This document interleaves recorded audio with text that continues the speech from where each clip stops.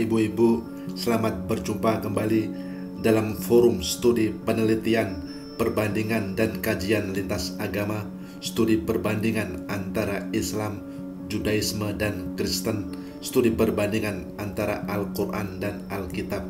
Pada pertemuan kali ini kita akan membahas dan mengupas judul dan topik, apakah agama Yesus itu? Apakah agama Yesus itu? Apakah Yesus mengajarkan agama Kristen? Pertanyaan yang pendek, singkat, dan sederhana nampaknya, namun demikian pula jawabannya mudah dan sederhana. Tidak ada ucapan dalam Alkitab, tidak ada ucapan Yesus dalam Alkitab yang menyatakan bahwa dirinya Kristen. Tidak ada ucapan Yesus dalam Alkitab yang mengatakan bahwa saya ini Kristen dan kamu umat Kristen adalah pengikutku. Bapak-bapak, ibu-ibu, sebelum saya memulai pokok bahasan ini, hal pertama yang mau saya sampaikan adalah bahwa forum penelitian, perbandingan, dan kajian lintas agama yang saya bimbing dan saya arahkan ini, kami segenap pengurus menerapkan metode penelitian secara sistematis, secara skalistik, dan secara akademis. Artinya adalah forum penelitian, perbandingan, dan kajian lintas agama secara intensif, secara berkesinambungan, secara terus-menerus, secara mendalam, yang dikupas dan dibahas dan dikaji, dianalisa dari berbagai sudut pandang, dari berbagai perspektif, dari berbagai arah dan berbagai sisi. Hal pertama yang kita lakukan adalah merumuskan dan mendefinisikan titik persoalan, lalu merumuskan dan mendefinisikan solusi dan alternatif.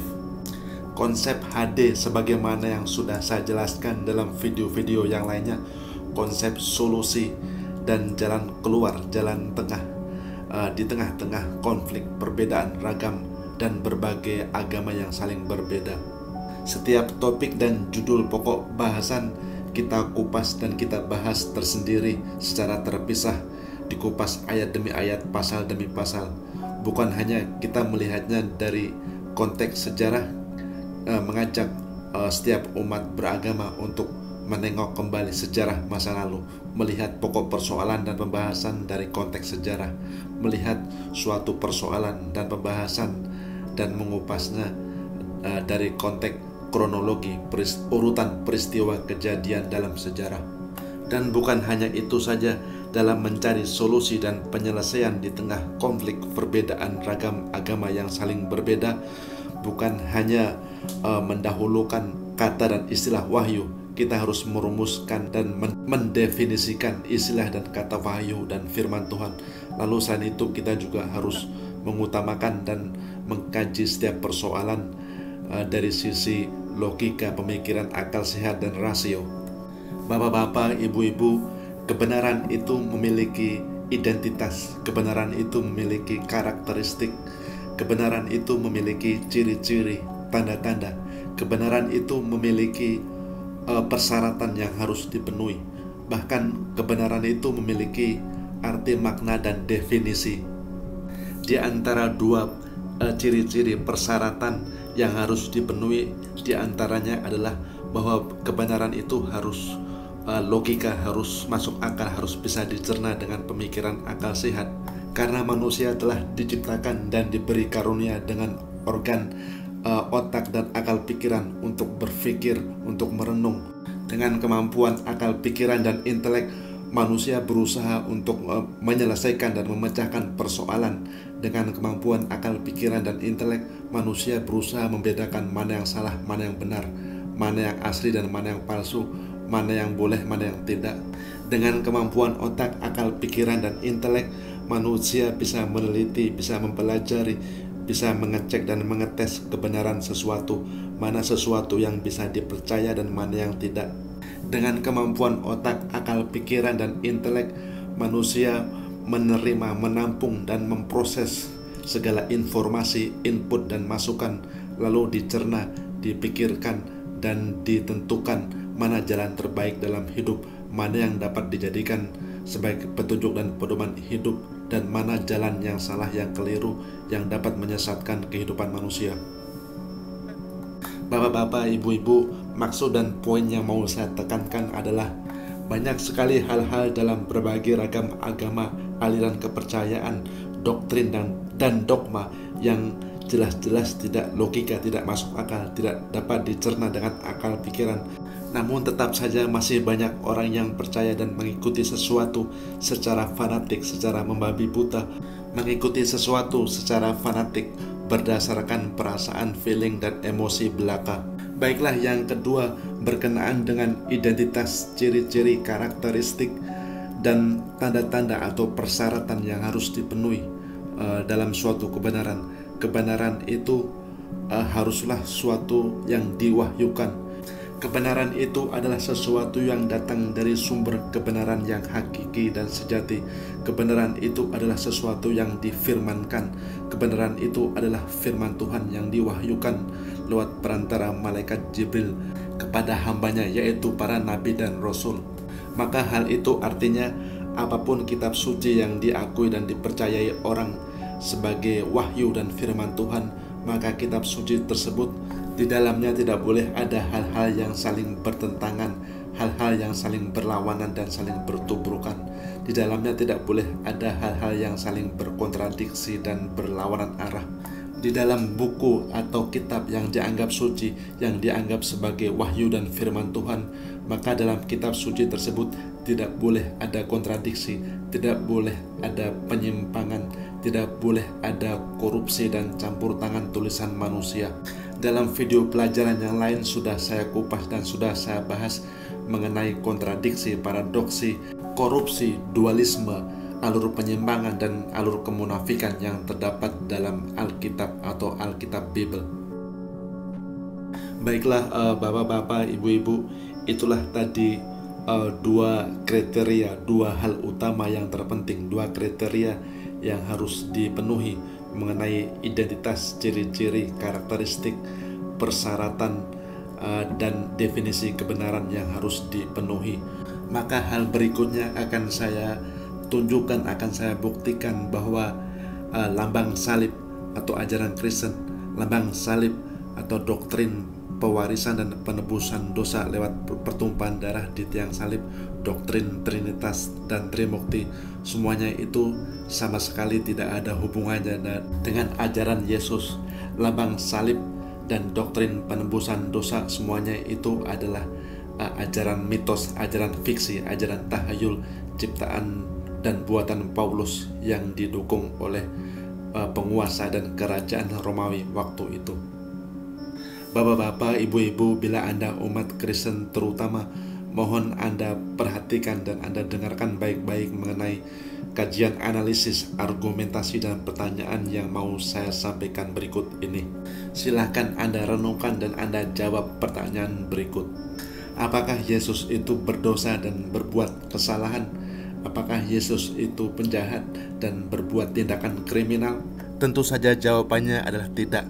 Terus kalau Yesus itu tidak berdosa, kalau Yesus itu tidak bersalah, kalau Yesus itu bukan penjahat dan berbuat tindakan kriminal, lalu kenapa dia harus dipukuli? Kenapa dia harus ditonjoki, diludahi, disiksa, dan mau digantung di tiang salib? Lalu disuruh bertanggung jawab menanggung beban dan dosa orang lain. Tentu ini namanya tidak adil dan tidak benar. Orang baik-baik yang tidak berdosa dan tidak bersalah lalu disuruh bertanggung jawab menanggung dosa dan kesalahan orang lain. Di mana tidak ada keadilan, maka di situ juga tidak ada kebenaran. Tindakan untuk menangkap dan menyiksa orang baik-baik yang tidak bersalah, tentu ini dengan sendirinya adalah tindakan kriminal. Dalam kejadian dan tindakan kriminal, maka dengan sendirinya di dalamnya tidak ada nilai-nilai, tidak ada aspek kebenaran, tidak ada nilai-nilai dan aspek keadilan dan kedamaian, apalagi dengan nilai-nilai dan aspek cinta dan kasih sayang, sama sekali tidak ada. Bapak-bapak, ibu-ibu, mari kita ambil satu contoh sederhana dalam kehidupan kita sehari-hari. Kalau saya mencuri, kalau saya merampok, itu berarti saya yang berdosa, saya yang bersalah, saya yang harus dihukum. Kalau saya berbuat tindak kriminal, mencuri dan merampok, apakah bisa Anda yang ditangkap dan dihukum? Apakah bisa orang lain yang ditangkap dan dihukum untuk mempertanggungjawabkan perbuatan dosa saya? Tentu saja tidak bisa. Mana ada sistem hukum dan peraturan di dunia yang seperti ini? Atau sebaliknya, contoh lain, kalau Anda berbuat tindak kriminal seperti korupsi atau memperkosa, Apakah bisa orang lain yang ditangkap dan dihukum untuk mempertanggungjawabkan dosa dan kesalahan Anda? Tentu saja tidak bisa. Jadi yang namanya kebenaran itu di dalamnya harus berisikan nilai-nilai dan aspek keadilan. Dan sebaliknya, sesuatu yang tidak adil atau di mana tidak ada keadilan, maka dengan sendirinya di dalamnya juga tidak ada nilai-nilai dan aspek kebenaran. Inilah prinsip-prinsip dasar dan hikmah nilai kehidupan. Sejauh ini secara logika kita sudah membuktikan bahwa ajaran Kristen atau lambang salib, doktrin pewarisan dan penebusan dosa lewat pertumpahan darah di tiang salib, semuanya itu sama sekali tidak dapat dipercaya, dan semuanya itu sama sekali adalah merupakan suatu kebohongan belaka. Bapak-bapak, ibu-ibu, jangan terlena dan jangan terbuai dengan keindahan sisi luar, hal-hal yang sifatnya subjektif.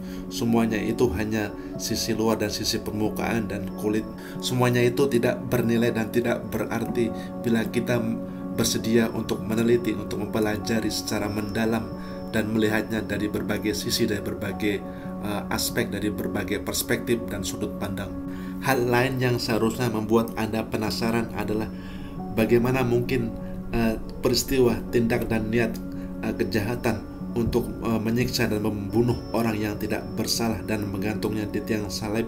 Lalu di sisi lain atau di sisi kebalikannya, hal itu menjadi kelihatan manis, menjadi kelihatan menarik, dan melahirkan suatu dogma, doktrin, dan aliran kepercayaan yang akhirnya laris laku terjual. Alasannya tidak lain adalah karena tindak kejahatan dan aspek-aspek kriminalitasnya sudah tertutup, sudah terselubung, sudah dikelabui, sudah dimodifikasi dan sudah tercampur oleh aspek-aspek mitos, aspek-aspek fiksi dan aspek-aspek tahayul. Yesus yang pada dasarnya atau yang pada fakta dan realitasnya adalah korban dari kejahatan, kok malah terbalik menjadi seolah-olah ia telah berkorban, seolah-olah Yesus telah berbuat sesuatu, telah berjasa, berkorban, seolah-olah Yesus telah berkorban menjadi seorang pahlawan. Lagi-lagi disinilah letak kecurangan, letak kejahatan, disinilah letak korupsi dan manipulasi yang terjadi sepanjang sejarah yang terakumulasi selama 2000 tahun, yang dimulai dari Judas Iskariot, murid Yesus yang mengkhianati Yesus, lalu Paulus, serigala berbulu domba yang telah merubah, yang telah mengganti dan memodifikasi ajaran asli Yesus, yang didukung dan dibantu oleh pihak penguasa kerajaan Romawi, yang kemudian diwariskan dan diteruskan oleh pihak gereja hingga sampai saat ini. Dari sini kita bisa menarik kesimpulan bagaimana niat dan rencana untuk menyiksa dan untuk membunuh orang yang tidak bersalah, orang baik-baik yang tidak bersalah. Lalu tindak kejahatan ini lama-lama menjadi terakumulasi, menjadi termodifikasi karena adanya motif dan agenda politik. Itulah sebabnya mengapa Amerika dan negara-negara dunia barat menganut jalan hidup, doktrin dan ideologi gaya hidup bebas. Label, spanduk, dan slogan gaya hidup bebas atau freedom, free lifestyle, slogan, spanduk, kampanye dan propaganda slogan hidup bebas. Kata ini pun tidak terdefinisi secara baik dan benar. Apa maksudnya gaya hidup bebas di sini? Apakah bebas di sini artinya bebas dari tugas dan kewajiban? Apakah bebas di sini artinya bebas dari tanggung jawab, bebas dari perintah dan larangan? Apakah bebas di sini artinya bebas dari hukum dan peraturan dan hukum Tuhan? Ataukah bebas di sini artinya bebas dari dosa dan siksa api neraka karena merasa sudah ada yang menebus dosa? Apapun jawabannya, keduanya akan mentok dan jalan buntu. Kalau bebas di sini artinya bebas hukum, perintah dan larangan, bebas dari tugas dan tanggung jawab, maka itu dengan sendirinya adalah suatu pelanggaran hukum. Kalau bebas di sini artinya bebas dari dosa dan siksa api neraka, lalu bagaimana caranya agar kita bisa bebas dari dosa dan siksa api neraka? Ya dengan mematuhi hukum Tuhan, mematuhi undang-undang mematuhi perintah dan larangan dan rambu-rambu. Bapak-bapak, ibu-ibu, itulah tadi kajian analisis secara kritis dan kritik terhadap lambang salib dan doktrin penebusan dan pewarisan dosa. Lambang salib, lambang dan ciptaan buatan Paulus dan peninggalan kerajaan Romawi yang pada dasarnya atau pada substansi dan esensinya tidak mengandung dan tidak memiliki nilai-nilai aspek kebenaran. Dalam simbol, lambang, dan doktrin tiang salib di dalamnya tidak mengandung nilai-nilai keadilan. Ideologi dan doktrin lambang salib yang pada realitasnya adalah rencana dan niat untuk menyiksa dan membunuh orang baik-baik yang tidak bersalah, lalu disuruh bertanggung jawab menanggung dosa dan kesalahan orang lain. Doktrin, mitos, fiksi, dan tahayul, ideologi buatan dan karangan manusia, ideologi buatan Paulus, ini dengan sendirinya juga bertentangan, berlawanan, dan kontradiksi, dan bertentangan dan berlawan arah dengan beberapa ayat dalam Alkitab itu sendiri. Silakan Anda buka Alkitab, Yehezkiel 18 ayat 20. Orang yang berbuat dosa itu harus mati. Anak tidak turut menanggung kesalahan ayahnya. Ayah tidak turut menanggung kesalahan anaknya. Yehezkiel 18 ayat 20. Bapak-bapak, ibu-ibu, inilah yang benar. Setiap orang bertanggung jawab atas dosa dan kesalahan masing-masing. Jadi tidak ada istilah orang mati disalib untuk menebus dosa dan bertanggung jawab terhadap dosa orang lain.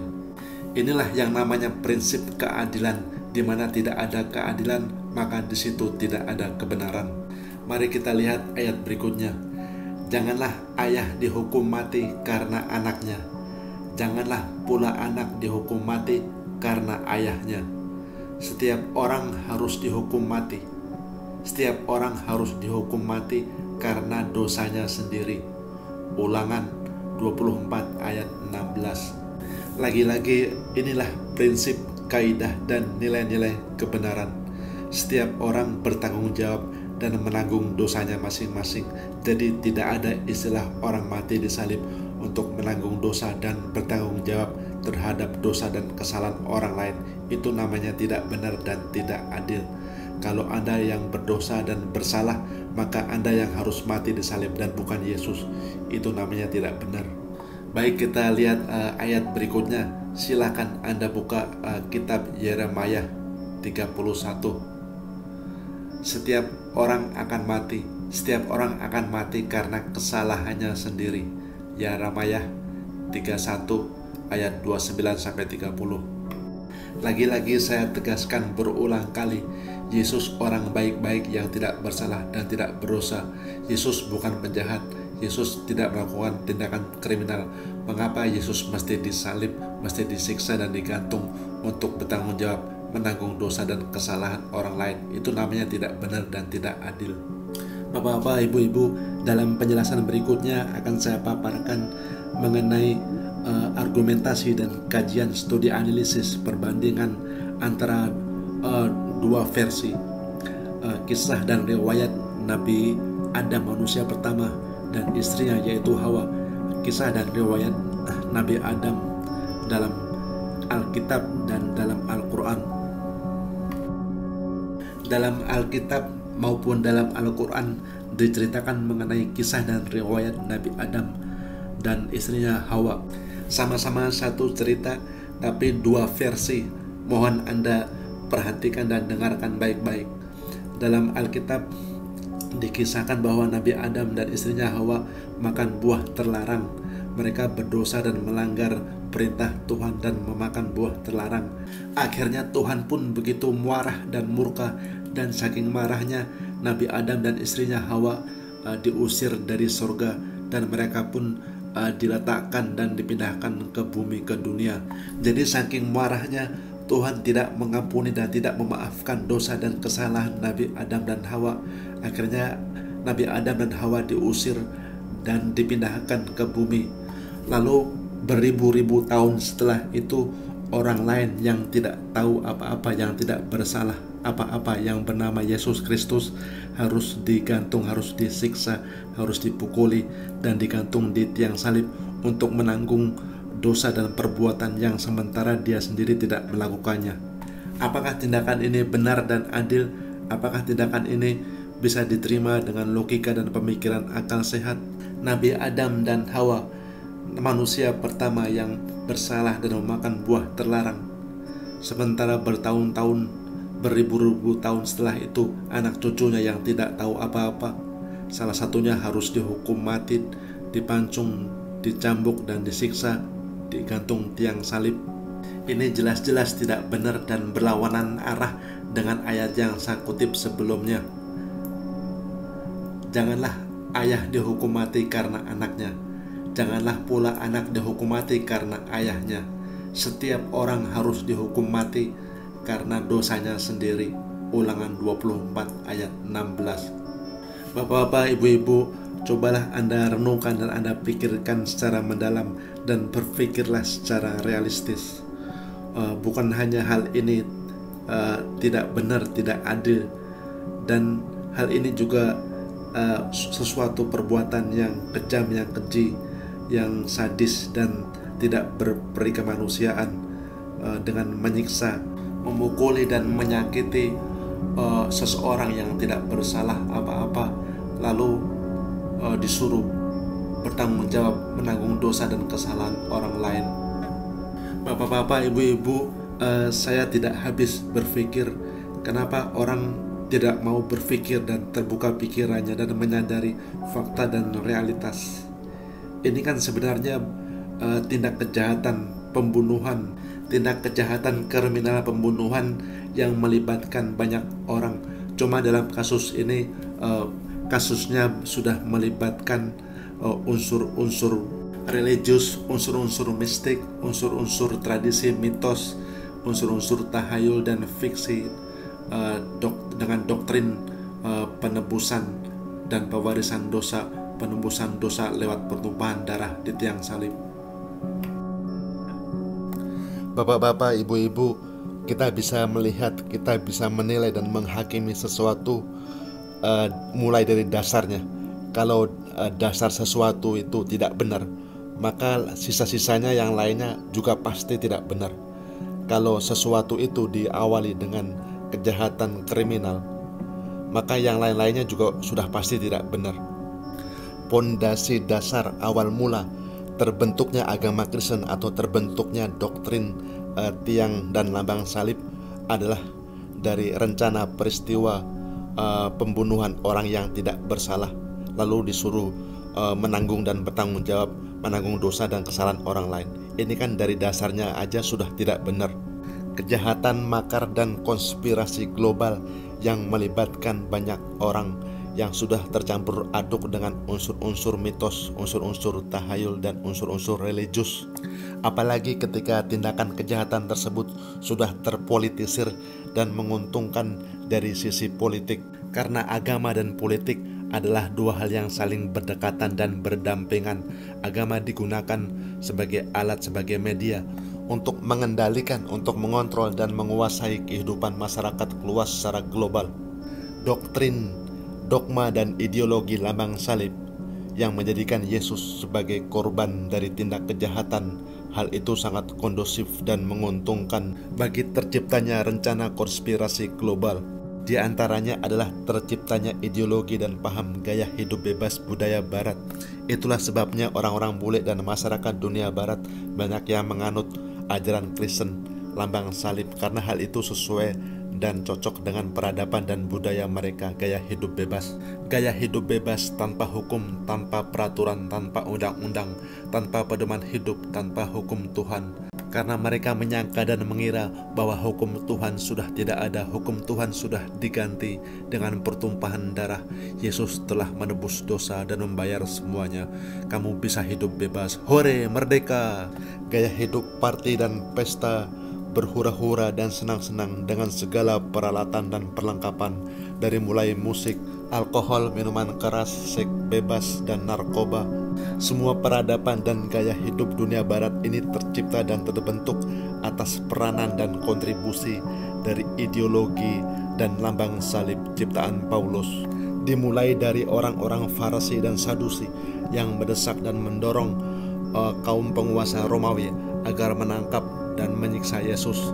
Lalu Judas Iskariot, murid Yesus yang mengkhianati Yesus, yang menunjukkan tempat persembunyian Yesus. Lalu ditambah dengan Paulus, serigala berbulu domba, rasul palsu yang telah merubah dan mengganti ajaran asli Yesus. Paulus pergi ke negeri Yunani dan Romawi dan menyebarkan Injil versi dia sendiri. Injil versi Paulus yang intinya lambang salib, doktrin lambang salib yang mengatakan bahwa hukum Tuhan, hukum dan undang-undang dan peraturan hukum Tuhan sudah tidak ada lagi, sudah diganti, sudah dibayar, sudah ditebus oleh Yesus melalui pertumpahan darah di tiang salib. Niat dan rencana pembunuhan dan penyiksaan terhadap orang baik-baik yang tidak bersalah dan tidak berdosa, lalu disuruh untuk bertanggung jawab menanggung dosa dan kesalahan orang lain. Lalu si korban diberi label, julukan, dan spanduk, dialah juru selamat.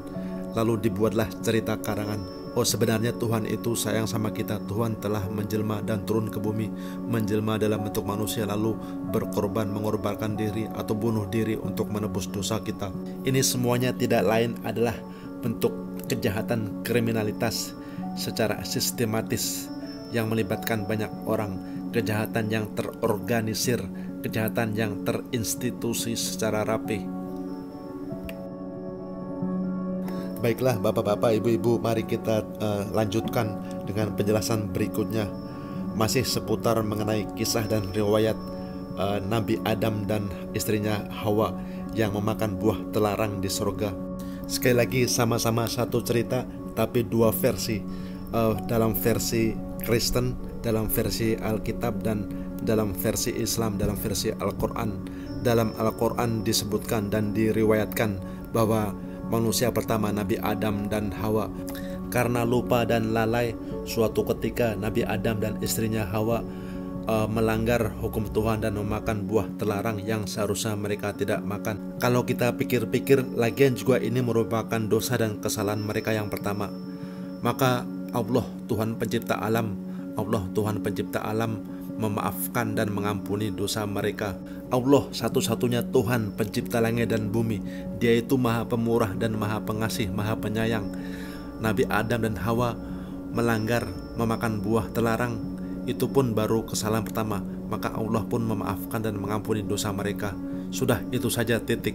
Artinya tidak perlu ada orang yang harus ditangkap, harus dipukuli, harus disiksa dan dikebuki, lalu digantung di tiang salib untuk bertanggung jawab menanggung dosa dan kesalahan orang lain. Ini kan tidak benar namanya. Masing-masing setiap orang harus bertanggung jawab, harus menanggung dosa dan kesalahan mereka masing-masing.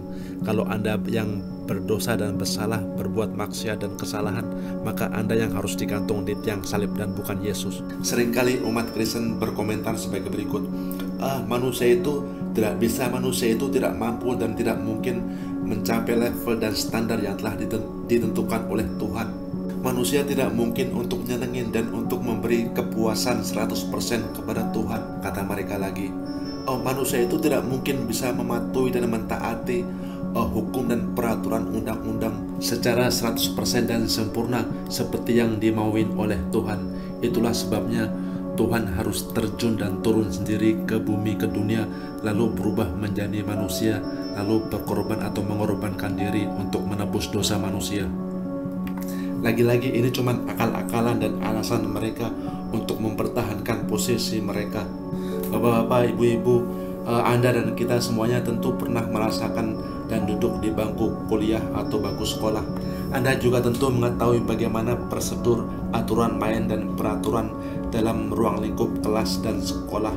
Ketika kita mengikuti tes ujian, baik di kelas, di sekolah, tes ujian untuk mendapatkan SIM atau tes ujian seleksi agar kita bisa diterima di institusi pegawai negeri.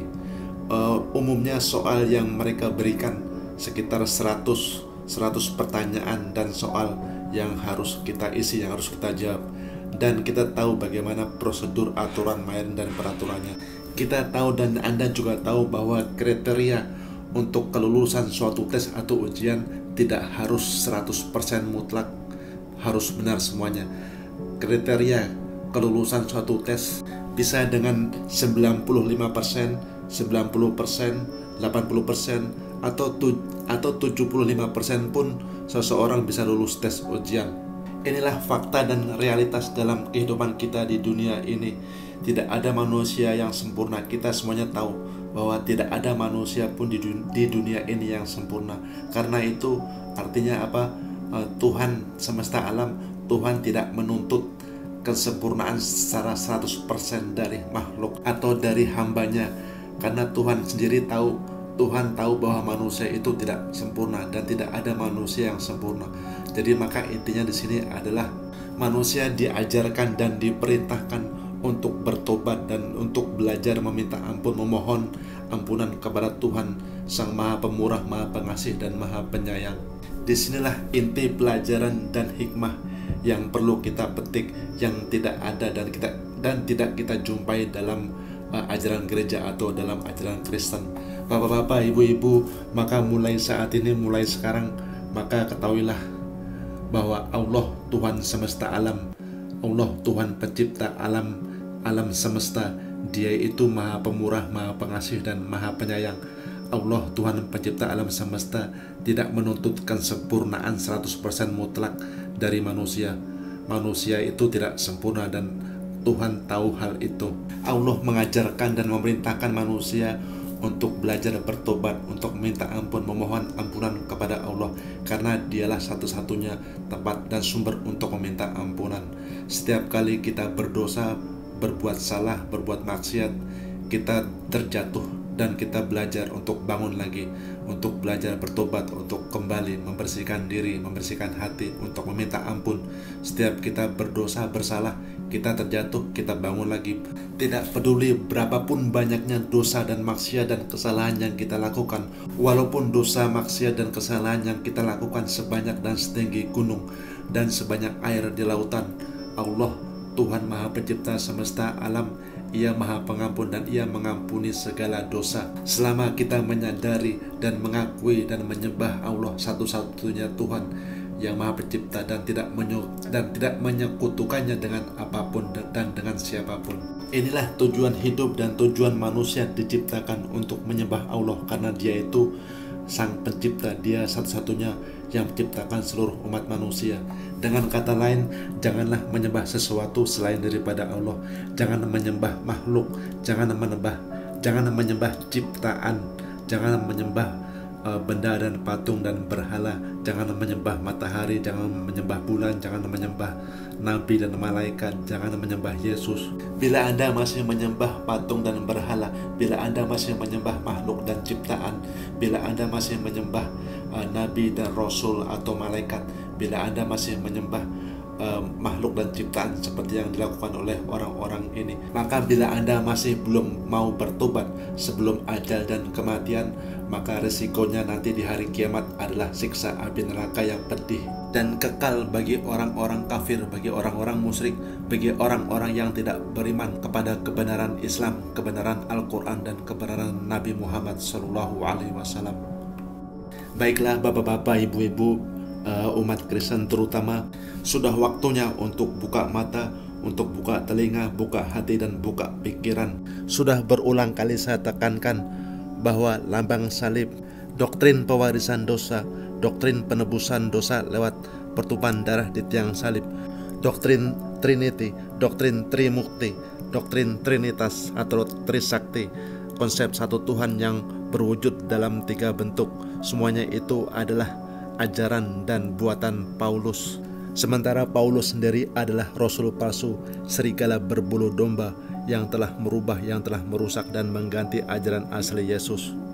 Paulus adalah penipu, pembohong, koruptor yang telah merusak ajaran asli Yesus dan menggantinya dengan lambang salib, jalan singkat potong jalan.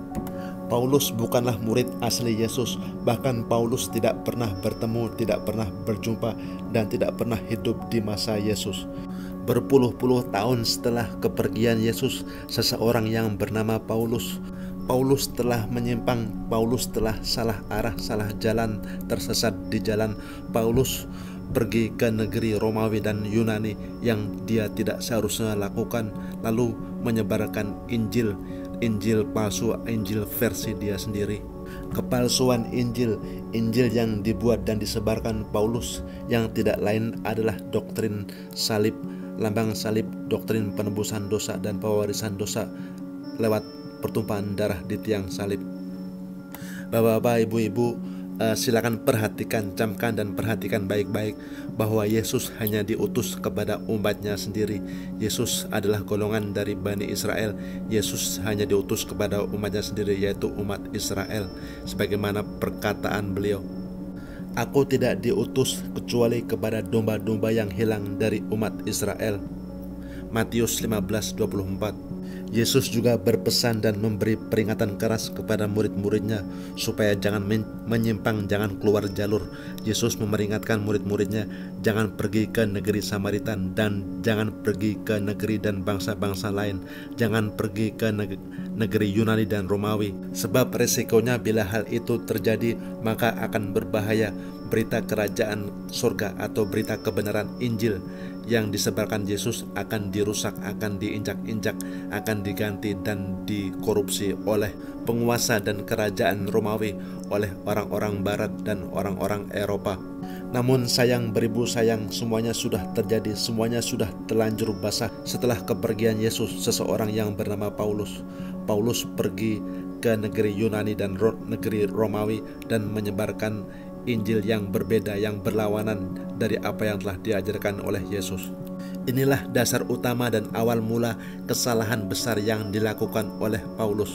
Paulus bukan murid asli dan bukan murid resmi Yesus, dan ia tidak berhak dan tidak memiliki wewenang untuk menyebarkan Injil, apalagi ia menyebarkan kesalah arah, kesalah jalan, kesalah tempat. Hal yang pertama, Paulus tidak tahu, tidak mengerti apa itu Injil yang sebenarnya, apa yang diajarkan oleh Yesus yang sebenarnya. Karena Paulus tidak tahu apa Injil itu yang sebenarnya, udah gitu Paulus melanggar peringatan dan melanggar perintah Yesus dengan pergi ke salah arah, ke salah jalan. Akhirnya ajaran asli Yesus menjadi terkikis dan mengalami evolusi perubahan dan dikorupsi oleh Paulus. Atau dengan istilah dan kata lain, kalau seseorang di awal mulanya sudah salah melanggar perintah, melanggar peringatan Yesus, lalu ia salah arah, salah tempat, salah tujuan. Kalau orang salah jalan dan salah arah, itu kan istilah kasarnya dia nyasar atau tersesat. Udah gitu ditambah lagi bahwa Paulus tidak ngerti, tidak paham dengan apa itu Injil yang sebenarnya, apa yang sebenarnya diajarkan oleh Yesus. Maka itu dengan sendirinya secara otomatis isi kandungannya pun ikut salah. Berita yang mau disampaikan dan mau didakwahkan, isi informasi dan kandungan pesan-pesan yang mau disampaikan pun juga pasti ikut salah. Bapak-bapak, ibu-ibu, seringkali saya mendengar komentar dan pertanyaan dari umat Kristen. Jadi di mana sebenarnya letak penyimpangan dan kesesatan Paulus? Ya itulah tadi sebagaimana yang saya jelaskan.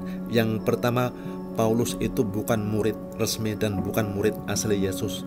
Yang kedua, Paulus melanggar perintah dan melanggar ucapan Yesus, pergi ke tempat yang salah, pergi ke lokasi yang salah, pergi ke jalan yang salah, pergi ke negeri Yunani dan negeri Romawi dan menyebarkan sesuatu, menyebarkan Injil yang sementara Paulus pun tidak tahu apa Injil itu yang sebenarnya. Dalam kebohongan dan dalam persangkaannya, Paulus mengaku dalam perjalanan ke Damaskus, Paulus mengaku bahwa ia berjumpa dengan Yesus lewat suara dan lewat cahaya. Paulus mengaku bahwa ia melihat cahaya dan mendengar suara Yesus.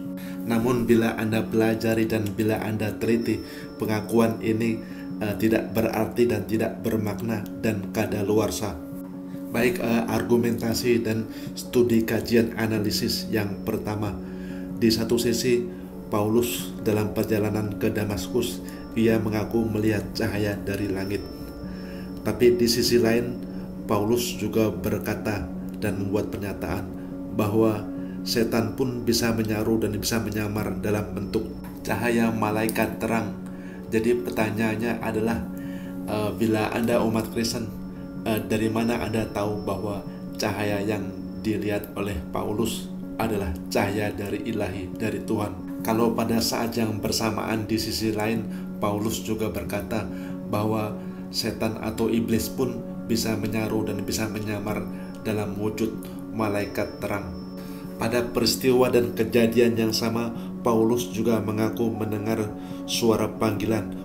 Paulus mendengar suara dan perkataan Yesus. Lalu argumentasi dan pertanyaannya adalah, dari mana Anda tahu, atau dari mana Paulus tahu bahwa suara yang dia dengar itu memang benar-benar suara Yesus? Lagi-lagi pengakuan Paulus ini tidak berarti, tidak bermakna dan kadaluarsa, karena pengakuan ini dipatahkan dan dibantah oleh ucapan Yesus. Yesus berkata, bila ada orang yang mengaku-ngaku ketemu aku di mana saja, di gurun pasir, di padang pasir, di kota, atau di ruangan, maka jangan percaya. Jadi sekali lagi, pengakuan Paulus yang mengaku-ngaku mendengar suara Yesus dalam perjalanan ke Damaskus, sekali lagi semuanya ini tidak berarti, tidak bermakna dan kadaluarsa, karena sudah dibantah dan dipatahkan oleh ucapan Yesus yang mengatakan, kalau ada orang yang mengaku-ngaku melihat dan ketemu aku, jangan percaya. Ini artinya atau dengan sendirinya menunjukkan dan membuktikan bahwa pengakuan Paulus yang melihat cahaya dari langit, itu cahaya yang dia lihat tidak mungkin cahaya dari Tuhan, tidak mungkin cahaya ilahi atau cahaya wahyu. Itu cahaya yang dilihat oleh Paulus bisa dipastikan merupakan cahaya setan atau cahaya iblis, sebagaimana Paulus berkata, bahkan iblis atau setan pun bisa menjelma, bisa menyamar dalam bentuk cahaya malaikat terang. Jadi artinya, dengan kata lain, salah satu metode dan cara untuk mengetahui kebenaran sesuatu itu adalah kita harus menguji, kita harus mengecek dan mengetes pengakuan Paulus dengan menggunakan standar dan ucapan dia sendiri. Di satu sisi, Paulus mengaku dalam perjalanan ke Damaskus, ia mengaku melihat cahaya memancar dari langit dan ia mengira cahaya itu adalah cahaya ilahi atau cahaya Tuhan, cahaya wahyu. Tapi di sisi lain, Paulus juga mengatakan bahwa iblis atau setan pun bisa menyaru dan bisa menyamar dalam bentuk cahaya malaikat terang. Dari peristiwa kejadian yang dialami oleh Paulus, nampaknya yang terjadi di sini adalah Paulus nampaknya seperti kesurupan atau kerasukan atau kemasukan setan atau kemasukan iblis, dan hal ini sesuai dengan ucapan dan pengakuan Paulus sendiri. Kata Paulus, aku diberi suatu duri dalam dagingku, yaitu seorang utusan iblis untuk menggocoh aku supaya aku jangan meninggalkan diri. 2 Korintus 12 ayat 7. Bapak-bapak, ibu-ibu, mohon dan selalu diingat selalu bahwa lambang salib adalah lambang musuh Yesus. Lambang salib adalah lambang antikristus yang sama sekali tidak ada hubungannya dengan Yesus.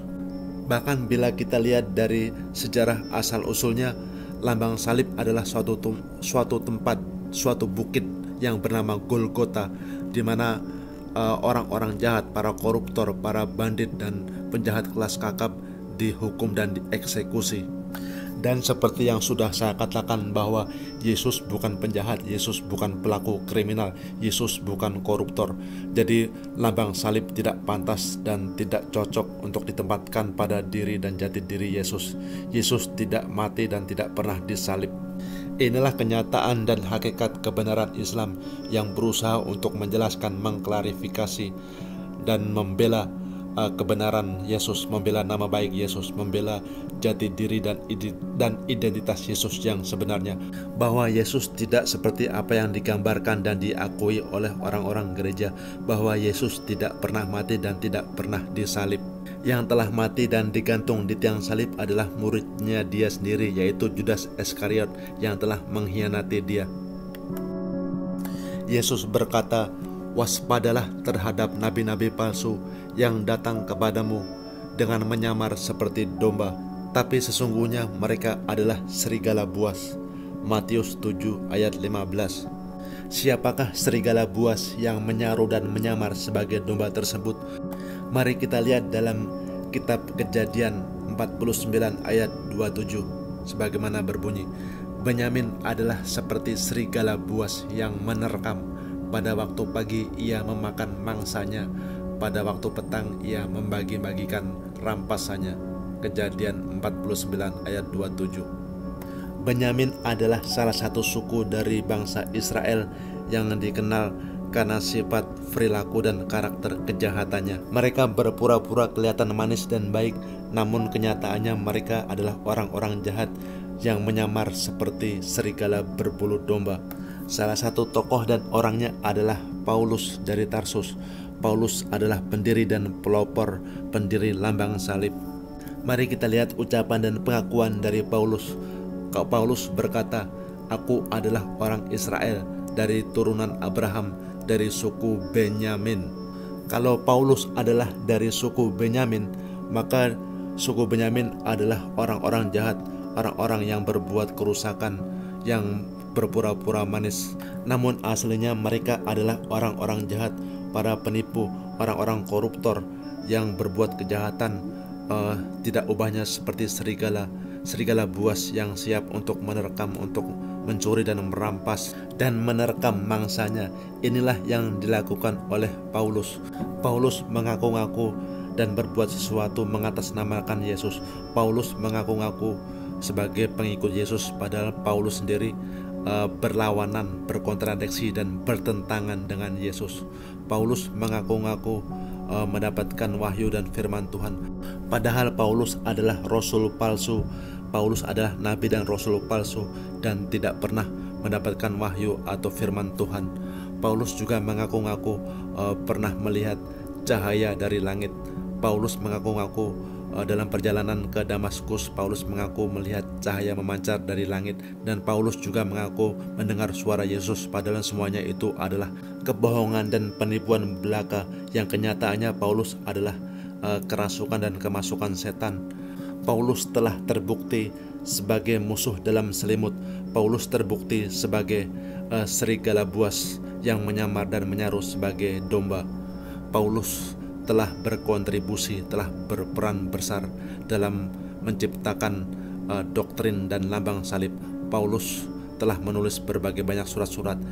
Tulisan-tulisan surat Paulus yang berisi korupsi, penyimpangan dan kesesatan telah menguasai dan mendominasi hampir 80% dari isi buku yang bernama Kitab Perjanjian Baru atau yang bernama Bible atau Alkitab. Beberapa puluh tahun setelah kepergian atau setelah sepeninggalan Yesus, rasul palsu Paulus, serigala berbulu domba, Paulus menyebarkan Injil palsu. Paulus menyebarkan ajaran penyimpangan dan ajaran kesesatan di tengah-tengah masyarakat, baik kepada orang-orang Yahudi maupun orang non-Yahudi, orang-orang Romawi dan Yunani. Karena Paulus telah menyebarkan ajaran aneh, ajaran asing, karena Paulus telah menyebarkan ajaran Injil yang berbeda, yang tidak sama dari apa yang pernah diajarkan oleh Yesus, maka hal itu menimbulkan keresahan di tengah masyarakat. Paulus telah melanggar jalur dan melewati batas area. Paulus telah menyimpang dengan memprovokasi dan mempengaruhi masyarakat untuk melanggar dan meninggalkan hukum Taurat. Paulus telah menyimpang dengan menyebarkan berita kebohongan di tengah masyarakat. Paulus mengatakan dan memberitakan bahwa Yesus telah mati disalib dan dibangkitkan lagi untuk menebus dosa. Hal itu menimbulkan kegelisahan, kericuhan, keonaran dan kerusuhan di tengah masyarakat. Hal itu membuat murid-murid Yesus dan masyarakat yang beriman dan rajin beribadah menjadi marah terhadap perilaku dan perbuatan Paulus yang menyimpang tersebut. Inilah komentar dan keluhan masyarakat. Hai orang-orang Israel, tolong, inilah orangnya yang telah mengajarkan orang di mana-mana untuk menantang bangsa kita dan untuk menantang hukum Taurat. Kisah Para Rasul 21 ayat 28. Masyarakat yang lainnya juga marah dan berkomentar, "Enyahlah atau singkirkanlah orang ini dari muka bumi, ia tidak layak hidup. Kisah Para Rasul 22 ayat 22. Bapak-bapak, ibu-ibu, tetaplah bersama kami di kajian Kristologi dan kajian studi perbandingan agama yang sangat penting, yang sangat kritis untuk mencari, untuk mempelajari, untuk meneliti dan mengungkap kejahatan, kepalsuan dan penipuan Paulus. Paulus yang telah terbukti sebagai rasul palsu. Paulus adalah serigala berbulu domba. Paulus adalah musuh selimut, musuh Yesus yang telah mengganti, yang telah merubah-rubah ajaran asli Yesus. Paulus orang yang menyimpang dan menyebarkan ajaran kesesatan. Paulus orang yang menyimpang dan menentang hukum Taurat. Paulus orang yang menentang dan menantang Yesus.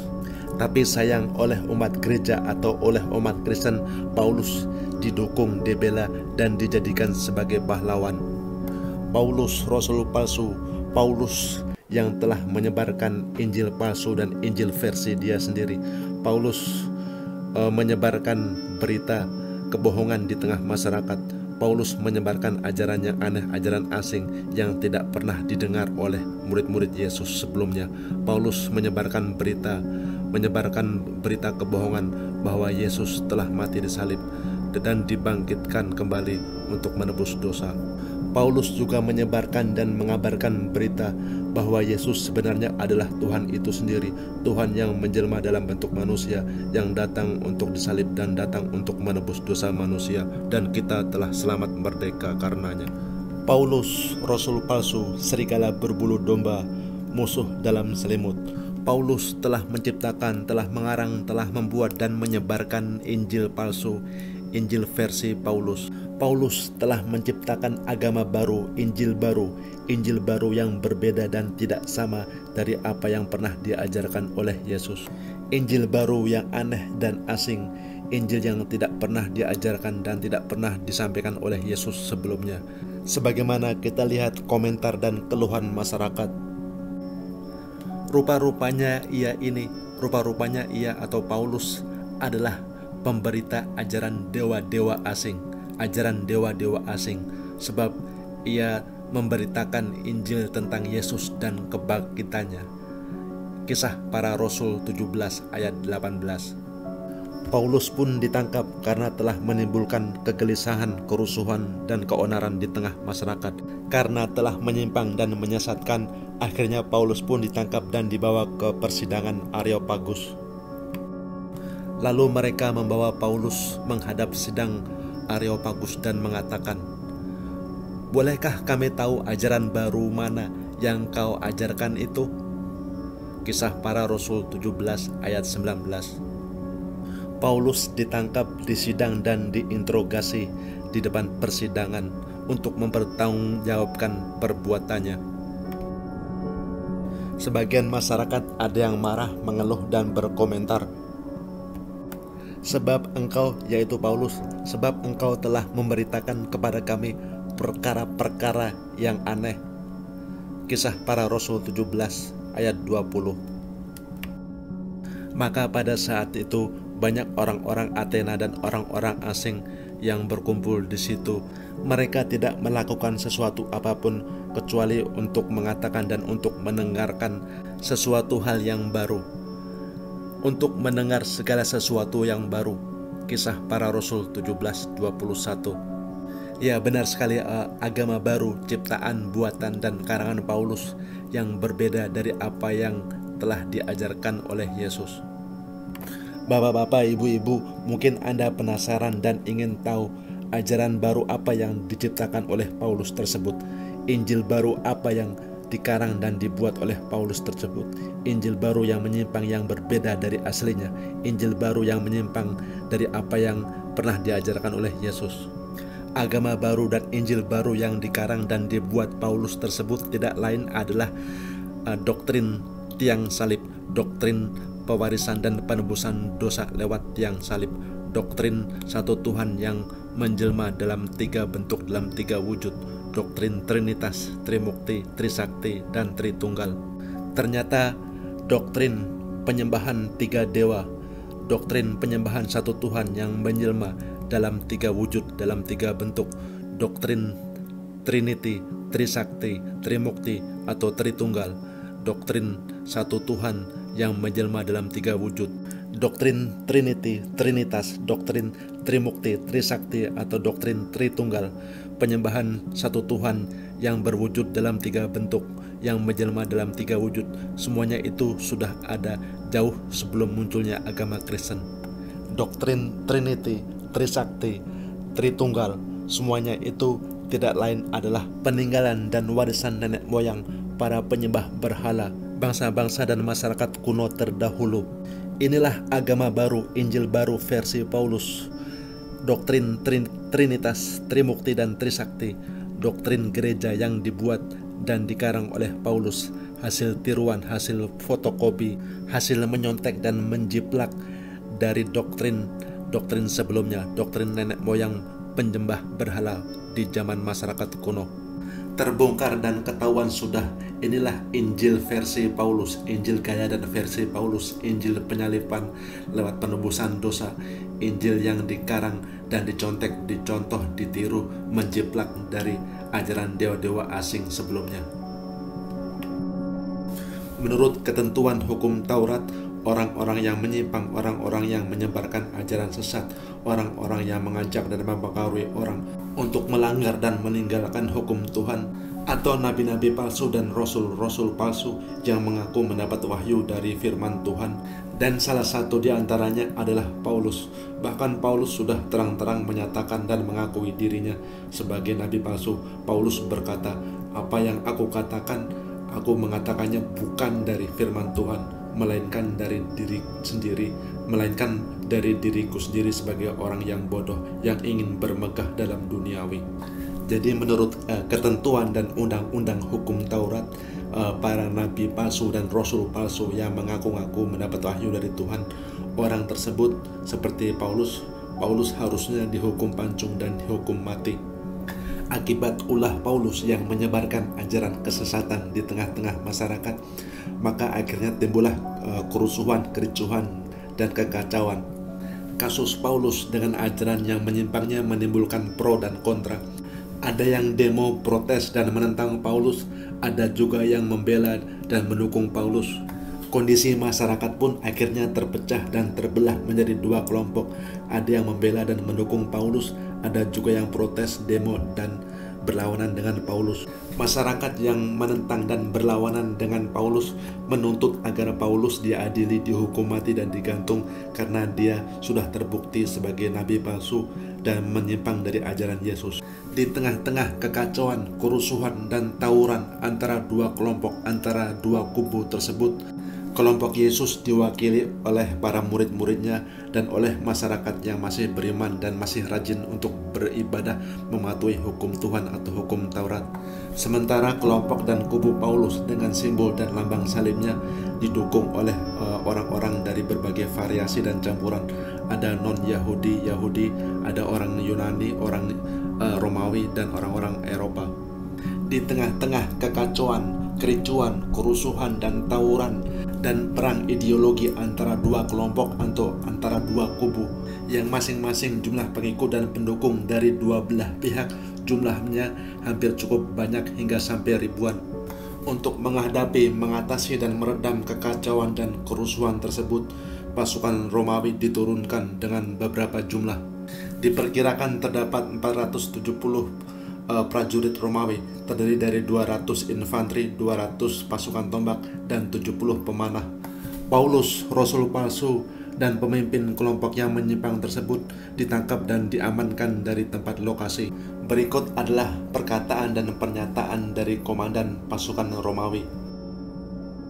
Orang ini ditangkap oleh orang-orang Yahudi, dan ketika mereka hendak membunuhnya, aku datang dengan pasukan untuk mencegahnya dan menyelamatkannya, karena aku dengar bahwa dia adalah warga negara Romawi. Kisah Para Rasul 23 ayat 27. Paulus, rasul palsu, serigala berbulu domba yang telah membajak dan mengkorupsi ajaran asli Yesus. Paulus rasul palsu yang telah mengganti, yang telah merusak, yang telah mengubah-ubah ajaran asli Yesus. Paulus pendiri dan pelopor lambang salib. Paulus pemimpin ajaran menyimpang berlambang salib. Paulus yang seharusnya menurut hukum Taurat dihukum mati. Paulus oleh pemerintah dan penguasa kerajaan Romawi justru dibela dan dilindungi. Bapak-bapak, ibu-ibu, disinilah letak persoalan masalah. Disinilah letak kejahatan dan ketidakadilan yang berawal atau yang terjadi di abad pertama. Dan kasus tersebut tidak terselesaikan dan meninggalkan sisa hingga sampai saat ini. Kasus tersebut lalu menumpuk, terlapis-lapis dan terakumulasi hingga saat ini atau di abad 21. Menurut penelitian sejarah, Paulus adalah seorang yang berwarga keturunan. Paulus adalah keturunan Yahudi. Bapaknya adalah seorang Yahudi dan ibunya adalah keturunan dari Yunani. Ketika Paulus lahir di Tarsus, tempat dan wilayah yang kita kenal sekarang sebagai Turki atau negara Turki. Waktu Paulus lahir dan berkembang, Tarsus merupakan salah satu wilayah penjajahan dan kekuasaan kerajaan Romawi. Itulah sebabnya Paulus memiliki status kewarganegaraan Romawi. Sebagai seorang Yahudi yang berkewarganegaraan Romawi, Paulus, penyebar ajaran sesat ini, mendapatkan dispensasi dan perlindungan hukum dari pemerintahan Romawi. Karena Paulus menyebarkan ajaran yang menyimpang, yang berbeda dan bertentangan dari apa yang diajarkan Yesus, Paulus terlibat perdebatan sengit dengan murid-murid Yesus dan masyarakat Yerusalem. Karena Paulus tidak dapat membujuk dan tidak dapat mempengaruhi murid-murid Yesus dan tidak mendapat dukungan, akhirnya Paulus pergi ke Antiok. Di wilayah yang bernama Antiok atau Antioquia yang jaraknya kurang lebih 500 km sebelah utara Yerusalem, di Antioquia Paulus bertemu dengan Barnabas dan yang lainnya. Paulus akhirnya menggalang dan mengumpulkan pengikut, lalu mendirikan tempat ibadah, mendirikan gereja, dan membuat agama baru yang berbeda dan berlawanan dari apa yang diajarkan Yesus. Di Antioquia, Paulus mendirikan tempat ibadah atau mendirikan gereja dengan doktrin yang baru, dengan ideologi yang baru yang berbeda dari apa yang diajarkan Yesus. Paulus mendirikan agama baru berlambangkan salib, dan agama baru tersebut oleh masyarakat di sekitarnya, oleh orang-orang luar, menyebutnya dengan nama Kristen. Saudara sekalian, kata Kristen untuk pertama kalinya muncul di wilayah Antioquia. Kota Antioquia terletak di antara perbatasan antara Turki dan Syria. Kota Antioquia berjarak kurang lebih 500 km sebelah utara Yerusalem. Maka ini artinya apa? Dalam sejarah dan masa hidupnya, Yesus tidak pernah mendengar sedikit pun kata Kristen, karena kata Kristen ini muncul jauh setelah kepergian Yesus, dan untuk pertama kalinya kata Kristen ini muncul di wilayah Antioquia. Dan wilayah Antioquia jaraknya adalah jauh dari Yerusalem, kurang lebih 500 km. Apalagi dalam sejarah masa hidupnya, Yesus tidak pernah keluar dari Yerusalem. Yesus tidak pernah keluar dari wilayah Israel. Yesus juga memperingatkan muridnya supaya jangan keluar dari wilayah Israel, jangan menyimpang, jangan pergi ke bangsa-bangsa lain. Ini jelas bahwa agama Kristen adalah agama baru ciptaan Paulus yang bermarkas dan berawal mula di Antioquia. Hari demi hari, waktu demi waktu, kian lama ideologi dan ajaran penyimpangan yang disebarkan oleh Paulus, agama baru dengan ideologi dan doktrin pewarisan dan penebusan dosa lewat pertumpahan darah seseorang di tiang salib yang sangat mudah, yang sangat menggiurkan, ajaran menyimpang, jalan singkat, potong jalan, ideologi dan doktrin penebusan dosa, adanya orang yang sudah berkorban untuk menebus dosa sebagai juru selamat. Tentu hal itu sangat mudah untuk diterima dan menjanjikan serta menggiurkan di mata masyarakat. Jumlah pengikut Paulus kian lama kian bertambah, dan pada suatu kesempatan ketika Paulus kembali ke Yerusalem, Paulus, rasul palsu dan pemimpin kelompok menyimpang ini yang berlambangkan salib, akhirnya semakin leluasa dan berbuat sewana-wana. Paulus akhirnya membantai para pengikut-pengikut Yesus. Paulus, rasul palsu, pendiri doktrin dan lambang salib, akhirnya mulai menangkap dan memburu orang-orang yang masih setia dan masih mengikuti ajaran Yesus. Paulus membantai dan membunuh pengikut-pengikut Yesus, dan sebagian lagi dimasukkannya ke dalam penjara. Mari kita lihat pengakuan Paulus sendiri. Paulus, rasul palsu, serigala berbulu domba. Paulus berkata, "Aku harus bertindak keras menentang Yesus. Aku telah memasukkan banyak orang ke penjara, dan aku sering menyiksa mereka dan memaksanya untuk menyangkal imannya." Kisah Para Rasul 26 ayat 9-11. Bapak-bapak, ibu-ibu, tanpa dipungkiri dan tanpa diragukan lagi bahwa Paulus adalah pendiri, Paulus adalah pencetus, Paulus adalah pelopor, Paulus adalah pendiri agama Kristen. Apalagi bila dilihat dari banyaknya tulisan-tulisan dan ucapan Paulus. Tulisan Paulus hampir 80% mendominasi dan menguasai dari isi perjanjian baru. Selain itu, Raja Konstantin, pemerintah dan kerajaan Romawi juga bertanggung jawab dan berperan besar dalam menciptakan dan dalam terciptanya ajaran menyimpang yang berlambang salib yang bernama Kristen ini. Sejauh mana dan seberapa besar peranan Raja Konstantin dan kerajaan Romawi dalam menciptakan agama baru, doktrin dan ideologi berlambang salib, ajaran fiksi, tradisi, mitos, dan tahayul yang akhirnya tersebar pesat dan meluas di tengah masyarakat dunia barat. Lalu di mana peranan, posisi, dan kedudukan Yesus di atas ini semuanya? Apakah Yesus ada hubungannya dan ada kaitannya dengan ini semuanya? Apakah Yesus mengajarkan agama Kristen? Apakah Yesus itu sendiri seorang Kristen? Barangkali Anda penasaran dan ingin tahu jawabannya. Karena itu jangan lewatkan kesempatan pokok pembahasan kajian ilmu sejarah yang sangat penting dan berguna sebagai bekal untuk menuju jalan yang lurus sebagai pedoman hidup. Saudara sekalian, bukalah mata, bukalah telinga, bukalah pintu hati saudara-saudara sekalian seiring dengan terus berlanjutnya pokok bahasan ini.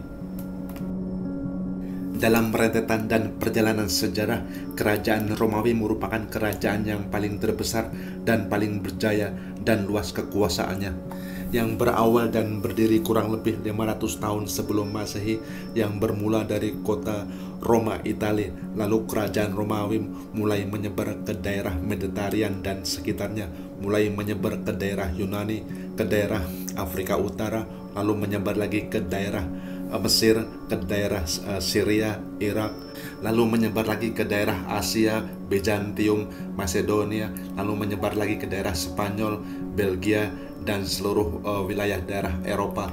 Kurang lebih 500 tahun masa kejayaan dan wilayah kekuasaannya, hingga mengalami perpecahan, kelemahan, persurutan, dan kehancuran karena beberapa alasan dan beberapa faktor. Namun poin dan hal penting yang mau saya sampaikan di sini adalah aspek religius yang berkenaan dengan terbentuknya agama baru, agama Kristen lambang salib. Masyarakat kuno bangsa Romawi dikenal dengan beberapa kepercayaan, mitos, dan tahayul yang menyembah beberapa dewa dan publik figur, termasuk menyembah raja dan emperor atau kaisar. Sudah sejak lama masyarakat kuno bangsa Romawi dikenal dengan kepercayaan mitosnya menyembah dewa dan Tuhan matahari atau yang disebut dengan Mitra. Menurut sejarah, kisah legenda sosok mitos dewa matahari atau Mitra atau yang dikenal dengan perwujudan dewa matahari atau penjelmaan dewa matahari, anak dewa matahari ini, Mitra, menurut riwayat dikisahkan bahwa dia lahir pada tanggal 25 Desember. Mitra dilahirkan dari wanita gadis yang masih perawan. Mitra juga diriwayatkan memiliki 12 murid. Mitra juga diriwayatkan mempunyai kemampuan untuk melakukan mujizat. Mitra juga dikenal sebagai seorang guru yang mengajar dan berkeliling dan berkelana. Menurut riwayat, Mitra juga digambarkan mati lalu dibangkitkan lagi pada hari yang ketiga. Mitra juga dikenal sebagai pengembala domba, penyebar cahaya, dan penebus dosa. Seperti yang nampak dalam arca batu ukiran ini, Mitra, penjelmaan dewa matahari, digambarkan sedang melakukan upacara ritual ibadah penebusan dosa dengan menyembelih hewan korban sebagai tumbal dan sesajen dalam penebusan dosa. Mitra adalah pemujaan dan penyembahan dewa matahari yang berasal dari negeri dan kerajaan Persia yang sudah ada kurang lebih 1200 tahun sebelum Masehi. Pada waktu itu kerajaan Romawi dan kerajaan Persia dalam bersaing untuk saling merebut kekuasaan dan menyebarkan wilayah penjajahannya. Masyarakat dan bangsa Romawi memandang pemujaan Dewa Mitra sebagai dewa pemujaan yang berasal dari pihak musuh. Karena itu kerajaan Romawi berkeinginan untuk merdeka dan memisahkan diri, dan berkeinginan untuk memiliki ideologi dan aliran kepercayaan yang independen. Raja Konstantin yang waktu itu berkuasa di tahun 312 sampai tahun 337 sesudah Masehi. Ketika Raja Konstantin mendengar dan melihat sepak terjang Rasul palsu Paulus yang menyebarkan ajaran dan agama baru, ideologi dan doktrin lambang salib atau agama Kristen, Raja Konstantin dengan mudah menerima agama baru ini. Apalagi ketika dilihatnya agama baru ciptaan dan karangan Rasul Paulus ini nampak kelihatan sama, serupa dan mirip, berdekatan dengan penyembahan Dewa Mitra atau penyembahan Dewa Matahari. Karena hal itu lebih mudah bagi masyarakat Romawi untuk menyesuaikan dan untuk beradaptasi. Dengan beberapa maksud dan alasan faktor dan juga pertimbangan politik, Raja Konstantin berusaha untuk menyatukan pandangan dan berusaha untuk menyatukan masyarakat dan rakyatnya, dan ia pun memutuskan untuk menerima dan masuk agama baru, agama Kristen buatan Paulus ini. Bukan hanya itu saja, Raja Konstantin juga mengumumkan dan meresmikan agama Kristen sebagai agama baru nasional bagi kerajaan dan masyarakat Romawi. Karena adanya perbedaan pendapat, perbedaan opini dan silang pendapat, adanya perselisihan mengenai status dan identitas Yesus. Siapakah Yesus itu? Sebagian ada yang mengatakan dia nabi, dia rasul, sebagian ada yang mengatakan dia anak Tuhan, sebagian ada yang mempercayai sebagai Tuhan atau penjelmaan Tuhan. Akhirnya Raja Konstantin bermaksud untuk mengumpulkan para pendeta, para bishop, para teolog dan para filsafat untuk melakukan rapat, melakukan konferensi. Dalam perkumpulan dan pertemuan rapat konferensi tersebut dicetuskan, dirumuskan dan diumumkan suatu doktrin. Dari hasil rapat pertemuan konferensi lembaga Nicaea tahun 325 Masehi tersebut, Raja Romawi Konstantin memutuskan, menetapkan dan meresmikan dan mengumumkan Yesus sebagai Tuhan. Atau dalam pertemuan dan konferensi tersebut, Yesus dilantik dan diresmikan sebagai Tuhan. Raja Konstantin dan pemerintah kerajaan Romawi menyadari bahwa kerajaan Romawi suatu saat tidak akan bisa bertahan lama karena beberapa alasan dan beberapa faktor. Di antaranya karena terlalu luasnya wilayah jajahan, karena itu sulit untuk memantau dan mengontrol dan mengendalikan pemerintahan. Ditambah lagi dengan beberapa faktor seperti kehancuran moral dan akhlak para pemuka dan para bangsawan kerajaan yang melakukan korupsi. Juga karena adanya perpecahan di berbagai wilayah jajahan, tiap-tiap jajahan berusaha menuntut untuk merdeka dan membebaskan diri.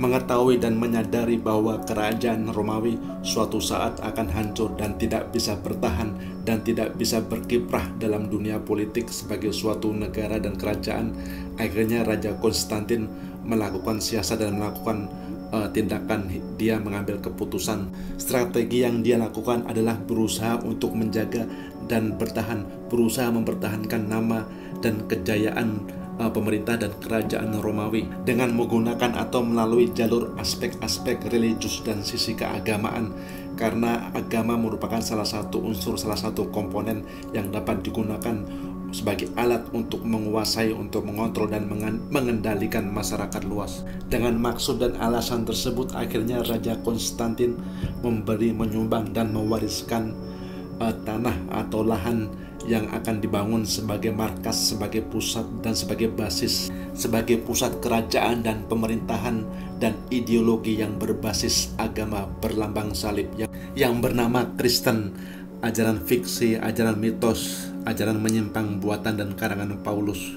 Wilayah dan lahan tanah yang diberikan oleh Raja Konstantin tersebut seluas 44 hektar atau kurang lebih 440.000 meter persegi yang dibangun dan akhirnya digunakan sebagai pusat, sebagai basis pemerintahan konspirasi global dan makar, doktrin dan ideologi yang menyimpang dan sesat, jalan singkat potong jalan, kejahatan yang terinstitusi, yang terorganisir, yang terlembaga dan terbentuk karena dorongan dan muatan agenda politik. Kota Vatikan yang terletak di kota Roma, negara Italia, kota Vatikan yang merupakan pusat pemerintahan organisasi dan lembaga keagamaan yang bernama gereja, entah itu Katolik maupun Protestan, semuanya sama dan tidak ada bedanya karena sama-sama berbasis dan berdasarkan dari doktrin lambang salib. Bapak-bapak, ibu-ibu, tahukah Anda bahwa jarak kota Vatikan, pusat dan markas gereja dan kerajaan Katolik yang berada di kota Roma, negara Italia, dengan jarak bekas kerajaan Romawi yang juga berada di kota Roma, jaraknya cuma 5 km. Sekali lagi, jaraknya begitu dekat, cuma 5 km. Ini menunjukkan bahwa keberadaan gereja dan kerajaan Katolik, agama Kristen lambang salib yang berada di kota Vatikan, di kota Roma, negara Italia, tidak lain adalah buatan, ciptaan, warisan, terusan dan kelanjutan dari kerajaan Romawi. Coba saja Anda perhatikan, dari corak dan ragamnya saja tidak jauh berbeda, saling mirip dan serupa. Itulah sebabnya gereja yang pertama yang terbentuk adalah Roman Katolik. Lalu setelah itu di kemudian hari terpecah bercabang-cabang dengan berbagai aliran. Ada Katolik, ada Protestan, ada Saksi Yahova, ada aliran Mormon, ada Presbyterian, ada Metodis, ada Pantekosta, ada Betani, ada GGP dan segala macam. Semuanya tidak ada bedanya, intinya berbasis pada doktrin dan lambang salib, ajaran fiksi dan mitos, ajaran menyimpang Paulus yang nyasar keluar jalur. Baik, kita akan kembali mundur untuk menengok ke belakang, menengok kembali sejarah berkenaan dengan penyembahan masyarakat kuno, penyembahan terhadap dewa matahari, penyembahan dan pemujaan terhadap dewa matahari, karena matahari begitu dikenal di masyarakat kuno. Matahari dikenal dengan kisahnya sebagai sumber energi, sumber kehidupan, sumber cahaya. Matahari dipercaya oleh masyarakat kuno sebagai sumber penerang yang menerangi kegelapan. Mitra, anak dewa matahari atau penjelmaan dewa matahari yang disembah oleh masyarakat kuno, masyarakat dan kerajaan Romawi, sebelumnya juga telah disembah oleh orang-orang kuno bangsa Persia.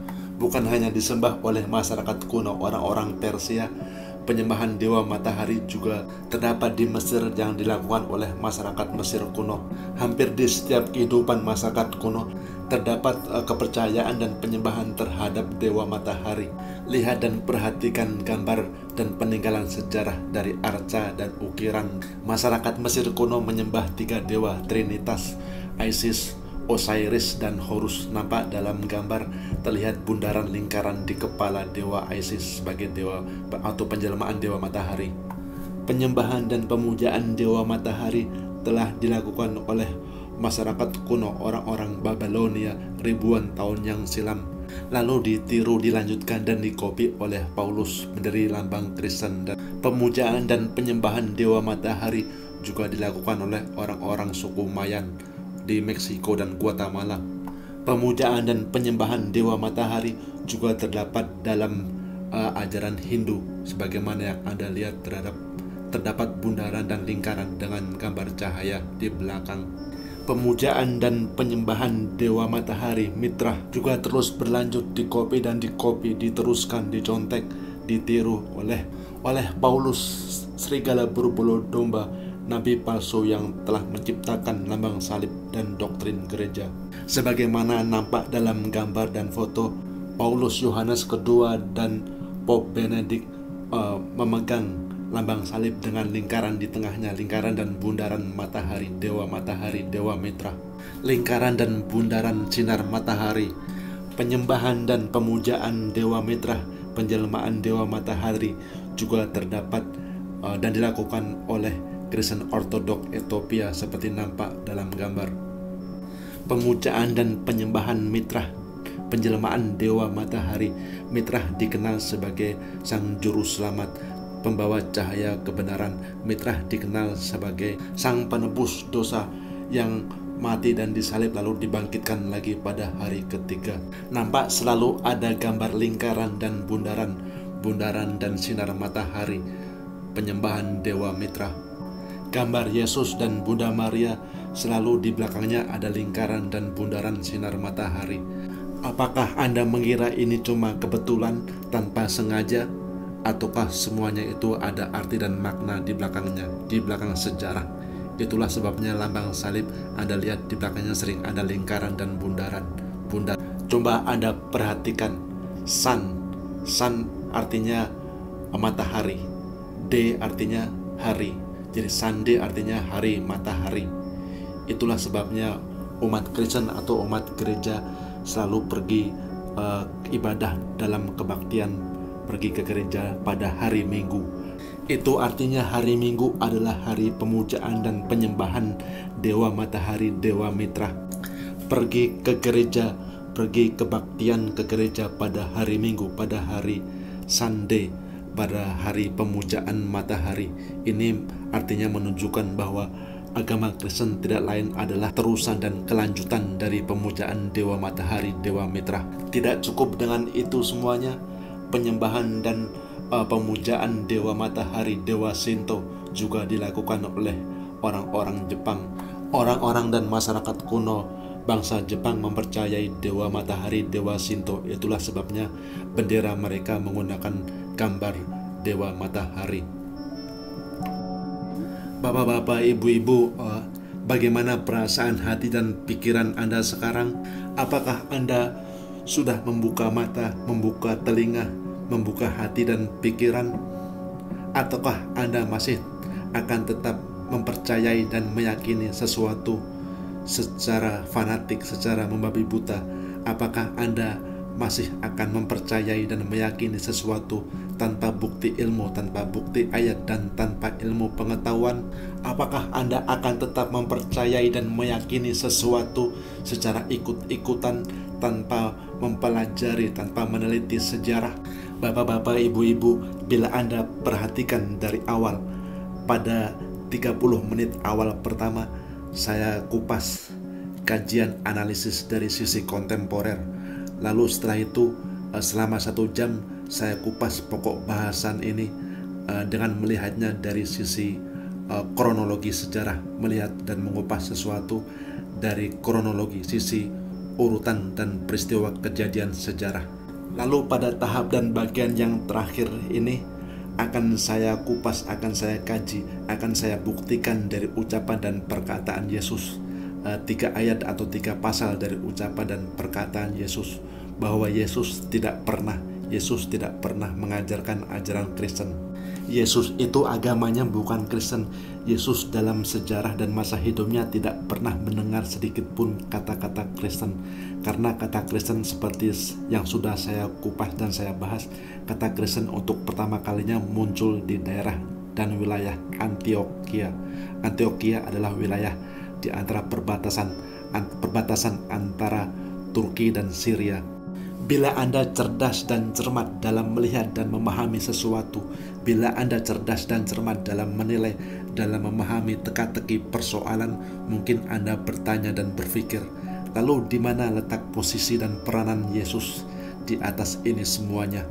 Silakan Anda pencet pause atau Anda matikan video sementara, lalu Anda berpikir dan sambil merenung, lalu setelah itu cocokkan dengan jawaban yang akan saya sampaikan. Baiklah, kalau Anda sudah mengklik, sudah memencet tombol dan menghidupkan kembali video, jawabannya adalah bahwa Yesus tidak tahu menau, Yesus tidak ada hubungannya dan tidak ada kaitannya dengan pembentukan atau dengan terbentuknya agama baru lambang salib yang bernama Kristen ini. Yesus tidak lain hanyalah sebagai korban. Yesus telah diperalat dan menjadi korban. Yesus telah dirampok dan dibajak identitas dan jati dirinya oleh Rasul palsu Paulus dan oleh kerajaan Romawi. Yesus telah diperalat dan menjadi korban dari kegiatan korupsi dan makar konspirasi global dalam pembentukan ideologi lambang salib. Nama jati diri dan identitas Yesus yang telah diperalat. Yesus sebagai korban dari tindak kriminal kejahatan lalu diputarbalikkan seolah-olah ia telah menjadi pahlawan, ia telah berkorban sebagai pahlawan, sebagai juru selamat. Semuanya telah dikemas begitu indah, manis dan menarik sehingga kelihatan menarik dan laku terjual di tengah masyarakat.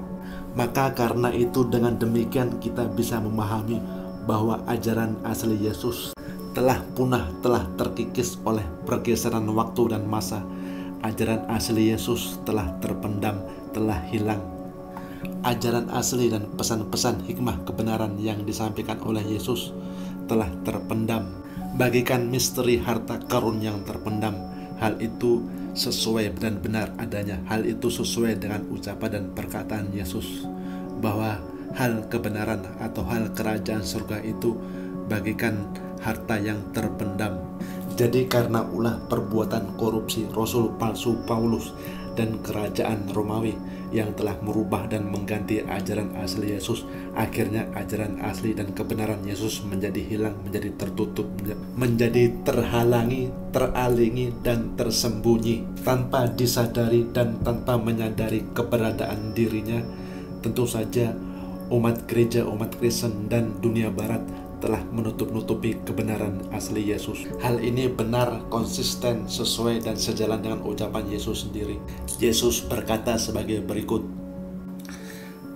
Kata Yesus, "Janganlah kamu takut terhadap mereka, karena tidak ada sesuatu pun yang tertutup yang tidak akan dibuka, dan tidak ada sesuatu pun yang tersembunyi yang tidak diketahui."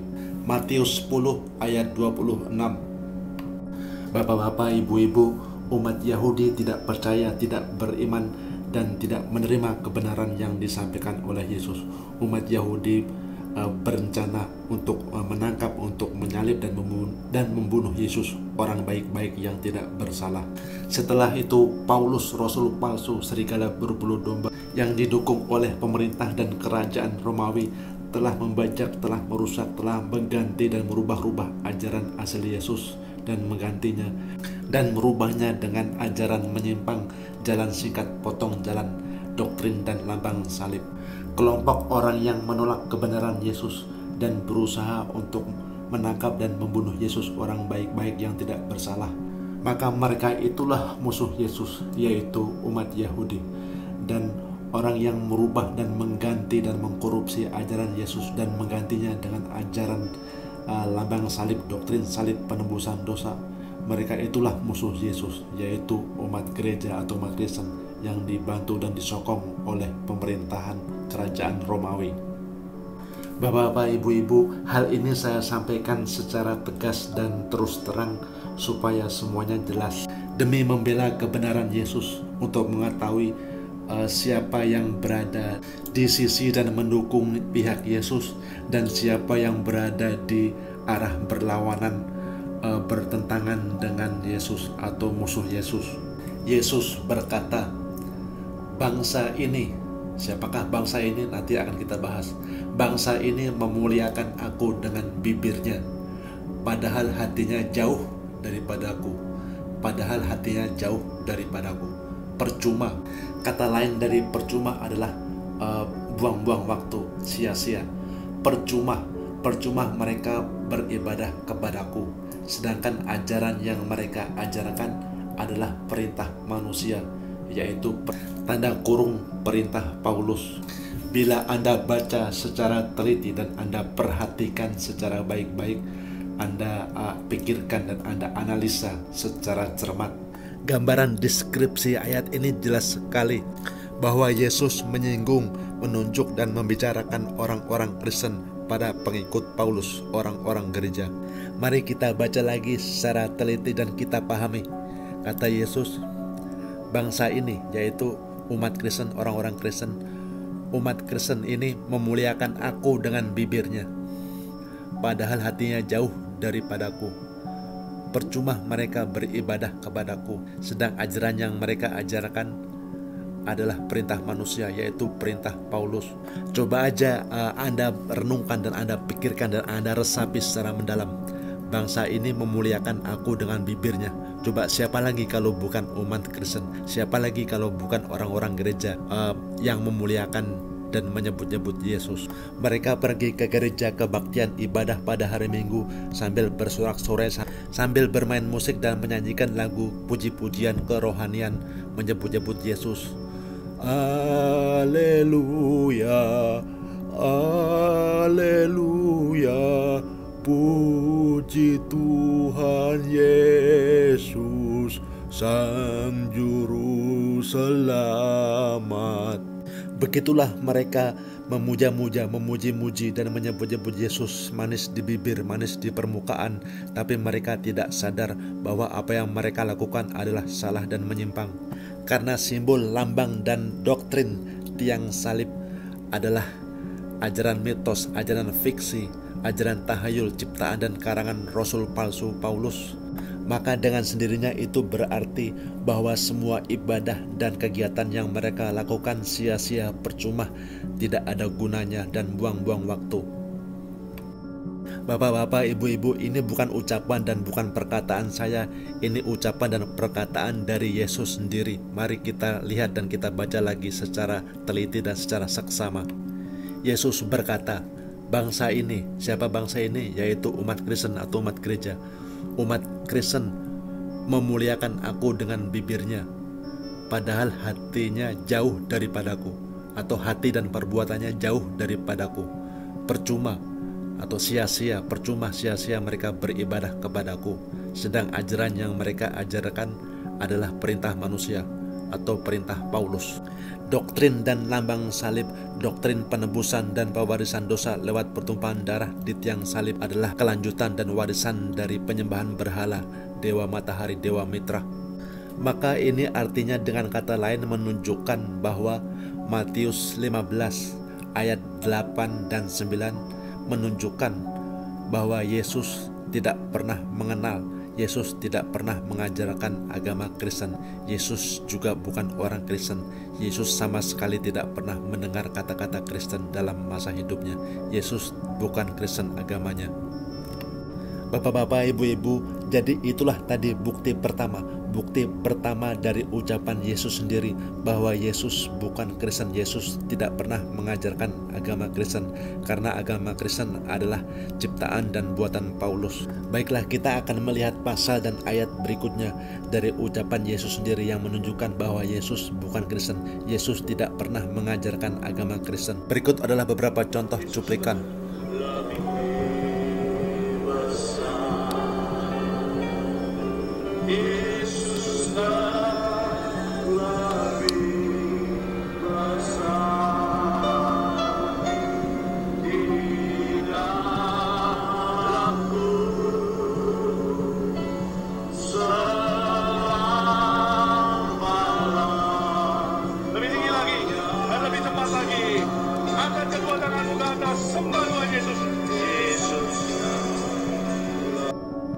Lalu diperparah lagi dengan 2 bulan yang lalu Bapak ini jatuh dari motor, mengakibatkan nyeri dari ujung sampai ujung sini, mengakibatkan juga Bapak ini tidak bisa berjalan.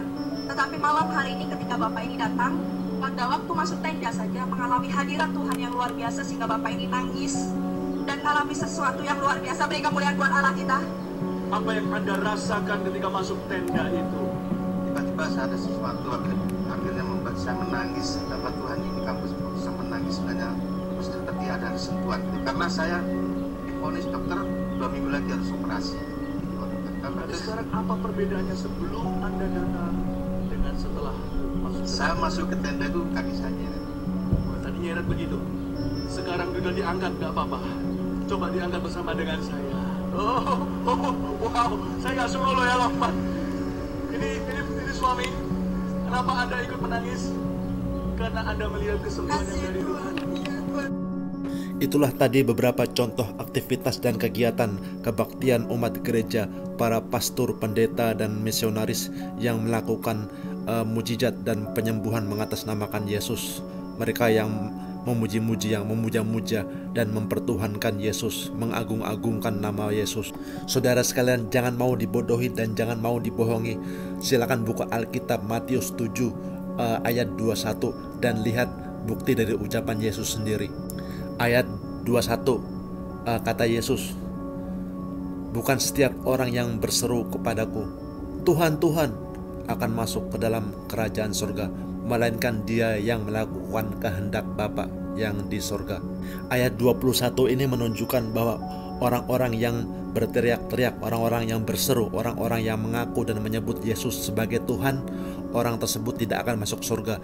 Ini menunjukkan bahwa ayat ini berbicara dan membicarakan orang-orang Kristen, umat Kristen, orang-orang gereja yang mempertuhankan dan mempercayai Yesus sebagai Tuhan. Dan orang-orang yang mempercayai dan meyakini Yesus sebagai Tuhan, orang-orang yang menyembah dan mempertuhankan Yesus, mereka tidak akan masuk surga. Ayat 22 berlanjut, pada hari terakhir banyak orang yang berseru kepadaku, Tuhan, Tuhan, bukankah kami bernubuat demi namamu dan mengusir setan demi namamu dan mengadakan banyak mujizat atau penyembuhan demi namamu? Pada waktu itulah aku akan berterus terang kepada mereka, kamu sekalian pembuat kejahatan. Siapa kamu di sini? Orang-orang gereja, umat Kristen, para pendeta, para pastor, para misionaris yang melakukan kebohongan, penipuan dan kejahatan. Sebelum Anda datang dengan setelah Saya masuk ke tenda itu kaki saya nyeret. Oh, tadi nyeret begitu. Sekarang juga diangkat, nggak apa-apa. Coba diangkat bersama dengan saya. Wow, saya nggak suruh lo ya lompat. Ini orang itu adalah Yesus Kristus, 100% Allah, 100% manusia. Dia mati untuk Anda, dia bangkit sebagai Raja. Maukah Anda menerima dia sebagai Raja dan Tuhan dan Juru Selamatmu?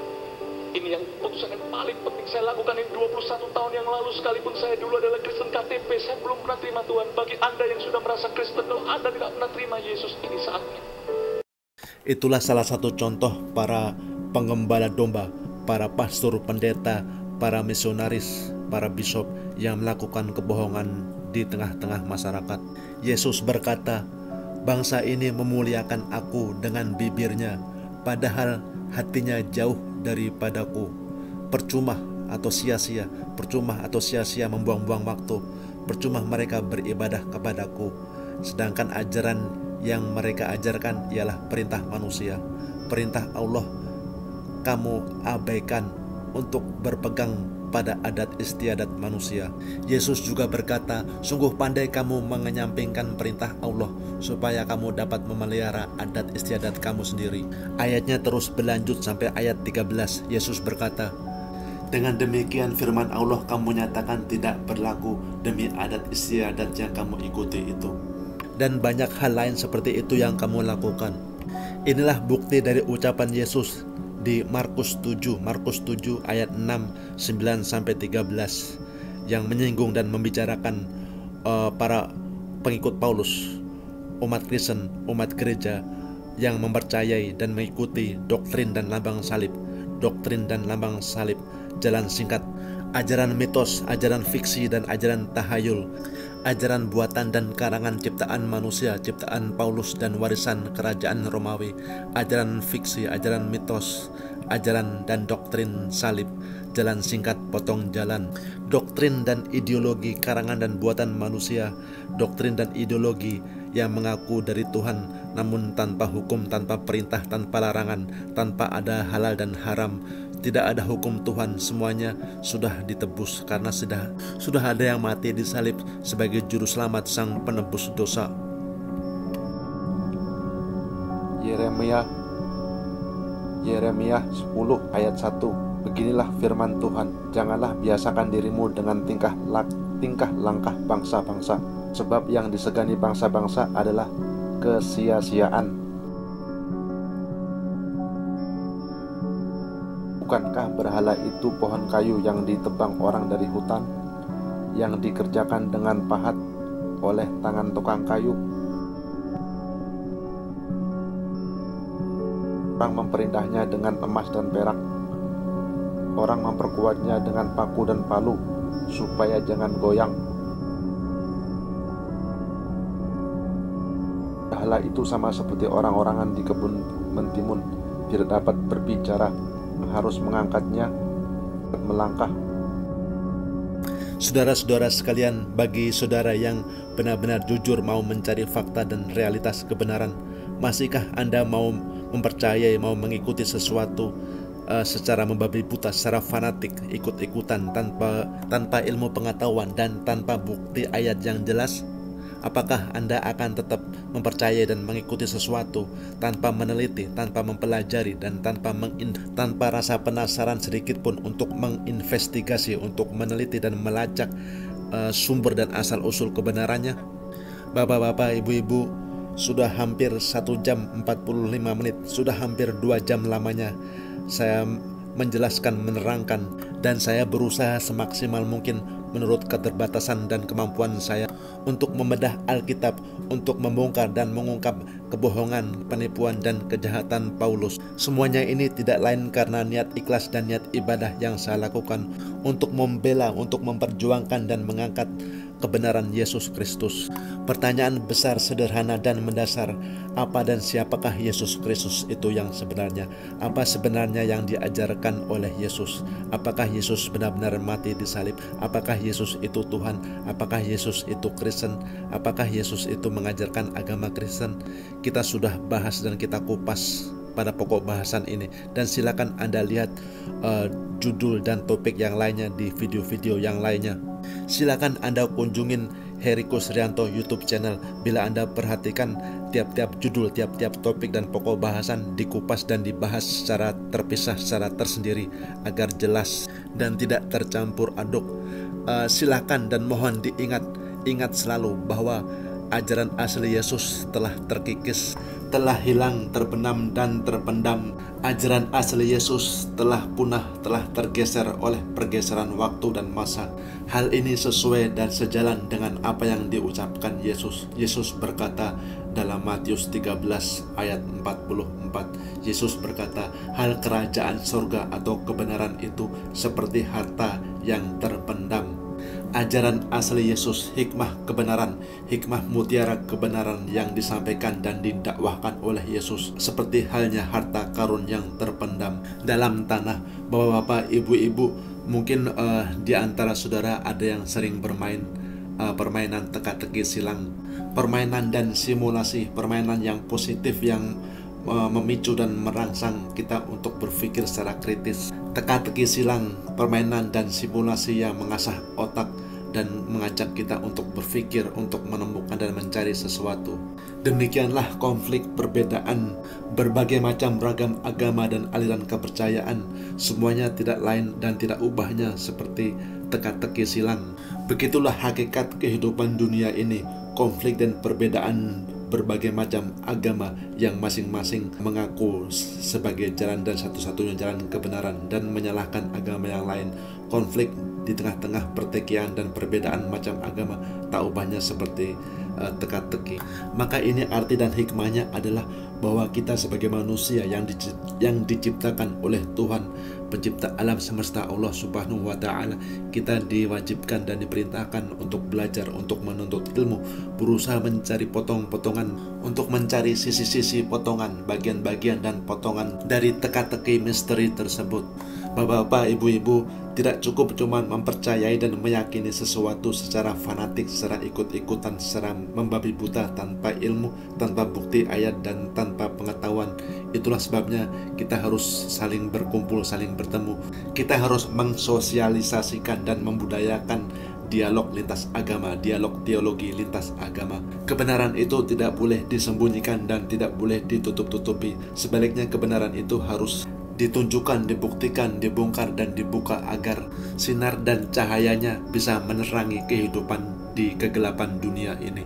Bapak-bapak, ibu-ibu, sekali lagi atas nama Asosiasi Studi Perbandingan Penelitian dan Lintas Agama, saya mengucapkan terima kasih atas perhatian bapak-bapak, ibu-ibu, atas kesediaannya untuk meluangkan waktu untuk meneliti, mengkaji dan mengoreksi serta menyerap ilmu dari apa yang telah kami sampaikan. Ketahuilah fakta dan realitasnya bahwa Yesus Kristus itu adalah seorang Muslim. Yesus mengajarkan ajaran Islam, dan ini harus dilihat dari konteks, dari kacamata high definition atau definisi. Artinya berusaha untuk memahami fakta dan realitas, berusaha untuk memecahkan persoalan dengan mengembalikannya pada arti makna, definisi, dan arti kata dari setiap kata dan terminologi, atau membahas, mengupas, dan memahaminya dari sisi etimologi, dari sisi akar kata. Baiklah Bapak-bapak, Ibu-ibu, demikian saja saya akhiri pokok bahasan ini. Mudah-mudahan apa yang saya sampaikan bisa berguna, bisa bermanfaat, dan bisa berfaedah, dan mudah-mudahan bisa membuka pintu hati Bapak-bapak, Ibu-ibu semuanya. Bagi Anda yang sudah berbuka mata, berbuka telinga, dan berbuka hati dan pikiran, silahkan Anda pelajari, Anda pertimbangkan, dan Anda terima kebenaran Islam. Karena kita dan Anda semuanya tahu bahwa hidup kita di dunia ini cuma sebentar, dan kita tidak tahu bagaimana nasib dan kondisi kita di kemudian hari. Ajal dan kematian akan menjemput orang setiap saat, setiap waktu. Malaikat maut datang setiap saat untuk menjemput dan mencabut nyawa seseorang. Bapak, Ibu, saudara sekalian, tidak ada yang lebih berharga dan bernilai di dunia ini kecuali anugerah dan hidayah untuk melihat, untuk memahami, dan kemampuan untuk memahami kebenaran, untuk mendapatkan petunjuk dan pedoman hidup yang harus kita miliki dalam menempuh kehidupan dunia menuju sukses kebahagiaan dunia dan akhirat.